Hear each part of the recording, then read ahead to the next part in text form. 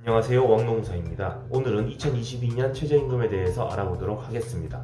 영상을 끝까지 보시고 나는 최저임금 이상을 잘 받고 있는지 확인해 보시면 좋을 것 같습니다. 주제는 최저임금이지만 근로시간에 대해서 이해하지 못한다면 이 최저임금 논의는 별로 의미가 없습니다. 따라서 근로시간에 대해서 조금 알아보고 다음으로 최저임금 어떻게 계산하는지 예시를 보면서 살펴보도록 하겠습니다. 그리고 최저임금을 위반하면 사용자가 어떤 처벌을 받는지, 최저임금을 받지 못해서 자발적 사직을 했을 때 실업급여는 받을 수 있는 건지 알아보고요. 최저임금을 지급하지 않아도 되는 예외에는 어떤 것들이 있는지 살펴보도록 하겠습니다. 빠른 설명을 위해 말은 편하게 놓고 설명드리고자 하니 미리 양해 말씀 구하고 지금부터 시작하도록 하겠습니다.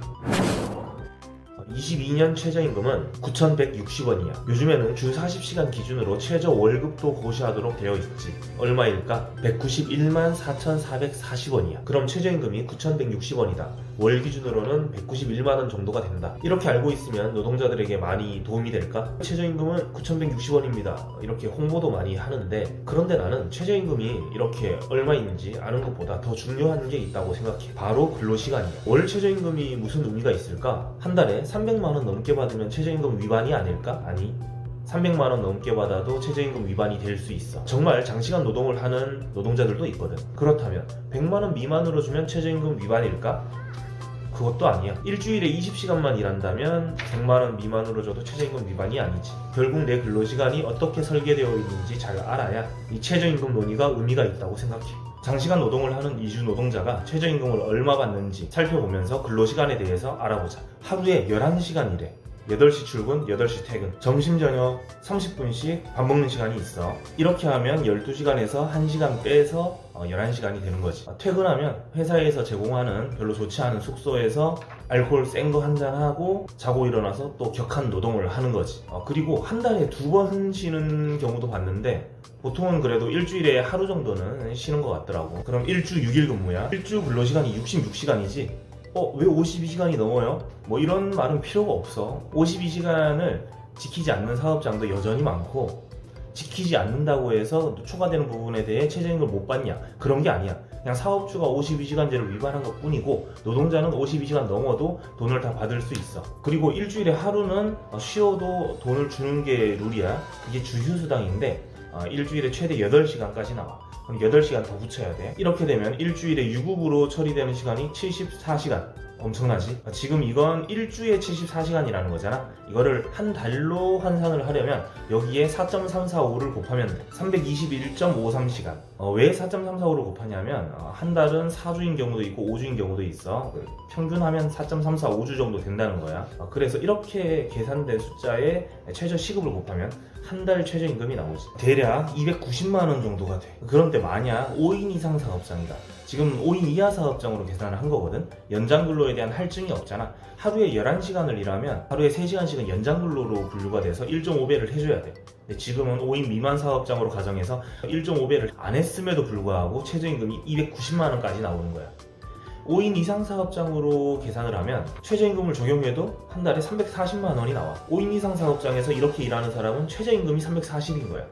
한 달에 330만원을 줘도 최저임금 위반이 나온다는 거야. 연장근로 할증까지 고려한 근로시간 계산하는 방법은 유튜브에서 왕노무사 근로시간 계산 이렇게 검색하면 영상이 나올 거야. 초창기에 찍은 영상이라서 퀄리티가 상당히 대단하긴 한데 조만간 올해 안에 새로 찍어서 올릴 거니까 당분간은 그걸로 보면 될 것 같아. 다음은 최저임금 산입 범위에 대해 알려줄게. 일주 40시간이라고 추가로 일주에 12시간 연장근로 꽉 채운 노동자의 월급이야. 이렇게 임금이 구성되어 있는데 최저임금 위반 여부는 273만원 이걸로 하는 게 아니야. 여기에 최저임금에 산입되는 임금이 있고 아닌 임금이 있어. 기본급은 산입되고 연장근로수당은 통째로 빠져. 만근수당 이것도 한 달에 개근했을 때만 지급하는 거다 라고 하면 지급이 될 수도 있고 안 될 수도 있지. 이러면 최저임금 판단할 때는 빠져야 돼. 다음 식대랑 상여금이 조금 복잡한데 식대는 월 최저임금 2%를 초과하는 금액만 최저임금에 산입해. 주 40시간 일해서 최저임금이 191만원인 경우에는 그 191만원의 2%를 초과하는 38,289원을 초과하는 금액만 최저임금에 들어간다는 거야. 그럼 10만원에서 38,289원을 뺀 61,700 711원만 들어간다는 거지. 상여금도 퍼센트로 들어가는데 월 최저임금의 10% 초과되는 부분만 최저임금에 산입해. 10% 하면 19만 1,444원인데 지금 상여금이 얼마야? 15만 원이잖아. 19만 원을 초과하는 부분만 최저임금에 들어가는 건데 지금 더 낮기 때문에 이건 통째로 다 빠지는. 그렇다면 최저임금에 산입되는 것만 추려보면 기본급 그리고 식대 중 일부 61,711원 더해보면 172만 원 정도밖에 안 돼. 주 40시간 일하면 최저임금 191만 원 이상 받아야 되거든. 월급을 273만 원 받아도 최저임금 산입되는 부분은 이거밖에 안 되기 때문에 최저임금 위반이 되는 거야. 식대랑 상여금 계산만 좀 복잡하고 나머지는 어려울 거 없어. 기본급 살리고 시간의 수당 이런 건 다 날리면 돼. 그리고 고정적으로 받지 않는 거 만근수당 뭐 이런 것도 다 날리면 되고, 식대는 2%, 상여금은 10% 날리고 초과되는 부분만 산입하면 돼.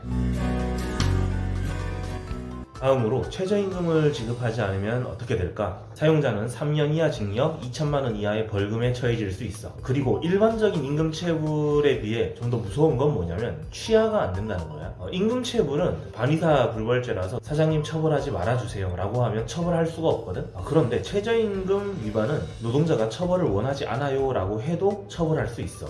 반의사 불벌죄가 아니라서 그런 거야. 사장님들은 조심해야겠지. 그리고 1년 동안 2개월 이상 최저임금 위반이 발생하면 공고사직이 아니더라도 자발적 사직을 하더라도 실업급여를 받을 수 있어. 시급 자체를 최저시급 미만으로 9,000원으로 한다거나 하면 확실히 최저임금 미달이 맞아. 그런데 연장근로수당 체불이나 주휴수당 체불 이런 건 조금 애매해. 최저임금 미달로 보지 않을 수도 있어. 따라서 연장근로수당 체불이나 주휴수당 체불 이런 경우에는 목적이 실업급여라면 바로 사직서 내고 나오는 건 조금 위험하고, 예비적으로 다른 사유, 실업급여가 가능한 다른 사유가 있으면 더 좋겠지.